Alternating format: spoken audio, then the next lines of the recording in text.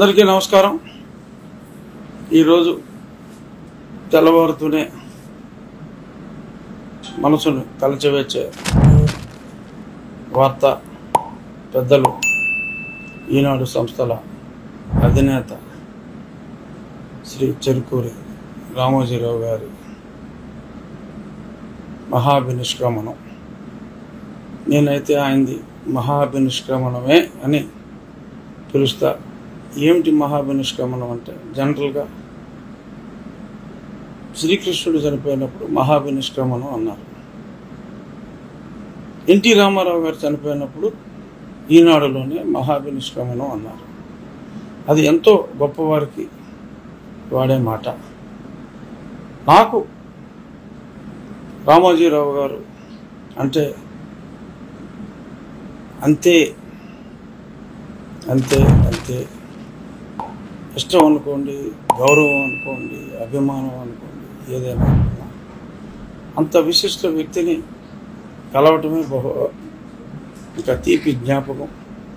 ఒక 6 నెలల క్రితం నాకు ఆయన ఇంతకుముందు కొన్ని సందర్భాల్లో నిమిషం అర నిమిషం మాట్లాడుకున్నప్పటికీ 6 నెలల క్రితం నాకు ఒక అరగంట సమయం అని ఇచ్చి ఆ సమావేశం 2 గంటల పైగా వారితో మాట్లాడటం జరిగింది.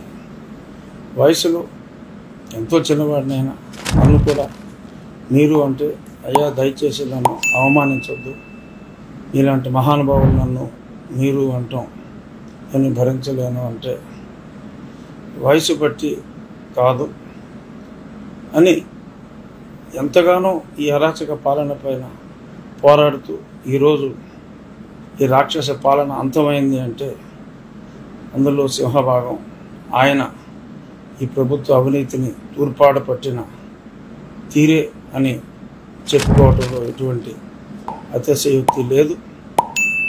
మరి అటువంటి ఆ మహానుభావులు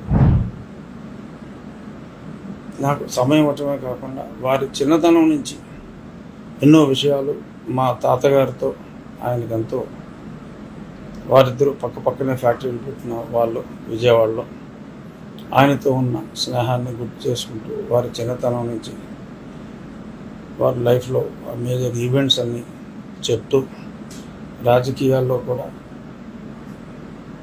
ఆయన ప్రత్యక్షంగా లేనప్పటికీ కూడా మరి కొన్ని విషయాలు వారి వద్ద నుంచి తెలుసుకోవటం నిజంగా నా జీవితంలో ఆ 2 గంటల సమయం మరచిపోలేని సమయం అని చెప్పుకోవచ్చు. ప్రతి నిమిషం గుర్తుండిపోతుంది. అంత మహానుభావుడు మళ్ళీ ఆ వయసులో, అంటే సుమారు నేను చెప్పేది కొద్ది నెలల క్రితం, మరి అనారోగ్యం అప్పటికే ఆయనకు ఉంది. అయినా ఆయన ఎంత ఎదిగినా కూడా, ఎంత గొప్ప వ్యక్తి అయినా కూడా మరి నాలాంటి వయసులోనే కాదు అన్ని విధాల ఆయన ముందు ఎంతో చిన్నవాడిని ఆయన నన్ను కూడా ఆయన మరి లిఫ్ట్ వరకు వచ్చి ఆయన సాగనంపటం అంటే మరి ఎంత ఎత్తుకు ఎదిగినా అది 100 ఒక్కరికి అటువంటి గొప్ప సంస్కారం ఉంటుంది. ఒక మహానుభావుడు, సంస్కారి అంటాం చాలా చిన్న మాట.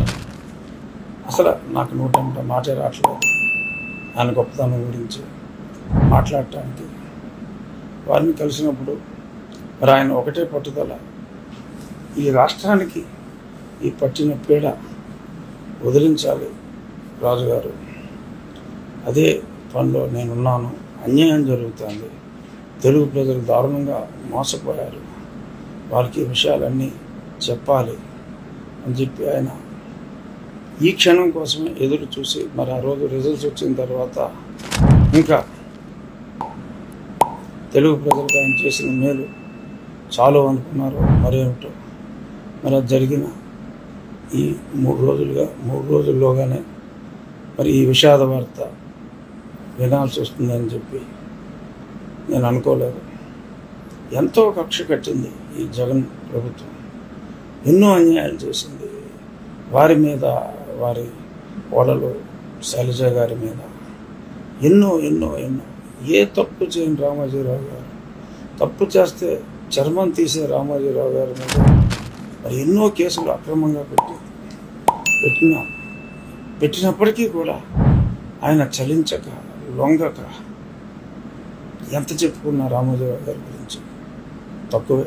ఆ మహానుభావుడి గురించి నేను మా అధినాయకుడు ఢిల్లీలో ఉన్నందువల్ల నేను కూడా ఢిల్లీకి రావడం జరిగింది. ఇప్పుడే మధ్యాహ్నం బయలుదేరి ఆ మహనీయుని ఆఖరి దర్శనం చేసుకుంటాను. పత్రికా రంగానికే కాదు, ఆయన నేను ఆశ్చర్యపోయిన విషయం, చావును ఎంత ఈజీగా పుట్టిన వాళ్ళందరూ పోవాల్సింది.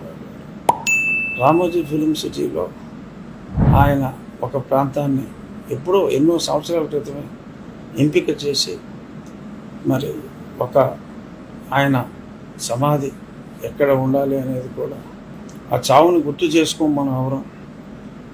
ఆ చావుని తెచ్చుకుంటే తప్పదు అని గుర్తు తెచ్చుకుంటే ఇన్ని అన్యాయాలు, ఇన్ని అరాచకాలు, ఇన్ని అధర్మాలు ఈ రాష్ట్రంలో కానీ ఈ దేశంలో కానీ ఉండవు. మరి ఆయన మహానుభావుడు, ఆయన సమాధి ప్రాంతాన్ని ఒక ఉద్యానవనంగా, ఆయనకు వృక్షాలంటే మహా ఇష్టం, సృష్టికి ప్రతి సృష్టిలాగా ఒక వ్యక్తి, మరి ఏ కంపెనీ కాకుండా ఒక వ్యక్తి రామోజీ ఫిలిం సిటీ లాంటి ఒక మహా ప్రతి సృష్టిని సృష్టించడం అనేది మామూలు విషయం కాదు. ఎన్ని వేల కోట్లు నష్టపోయినా కూడా ఆయన అనుకున్న కళలకు రూపం కల్పించిన ఒక శిల్పి రామోజీరావు గారు. ఆయన సమాధికి కూడా ఆయన ఏర్పాట్లు ముందే ఎన్నో సంవత్సరాల ముందు చేశారంటే ఈయనేం మనిషి రా బాబు అని అసలు నిర్ఘాంతపోయారు. అటువంటి మహానుభావుడు ఈరోజు భౌతికంగా ఇక్కడ లేనప్పటికీ తప్పకుండా నాలాంటి ఎందరో లక్షలాది అభిమానుల గుండెల్లో శాశ్వతంగా ఉంటారు.